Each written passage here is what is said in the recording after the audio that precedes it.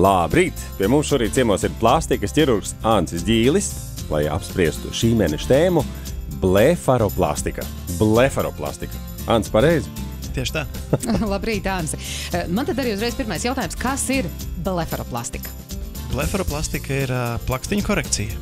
Tā var būt gan augšējā, gan apakšējā blefaroplastika, attiecīgi, pēc tā, kuri no plakstiņiem tiek koriģēti, vai tie ir augšējā plakstiņa vai apakšējā. Cik šī operācija ir populāra jūsu klīnikā?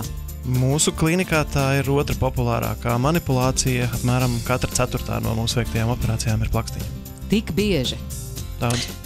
Jā, vai plakstiņu pacelšanas operācija veicama jebkurā vecumā, vai tur ir kaut kāda, vecuma ieteikumi vai ierobežojumi? Īsti nē. Galvenais ir, lai pacientam tā ir problēma, lai pacients apzinās, ka tā priekš viņa ir problēma, un lai ir iedzīgs operācijas apjoms, kas dod uzlabojumu, kas neapdraud pacientu, un skaidrs, ka ja tur ir 1-2 lieki milimetri ādas, tad operāciju taisīt visbiežāk nav vērts. Savukārt, ja šī problēma ir traucējoša, tad nav iemesls to nedarīt kādā vecumā.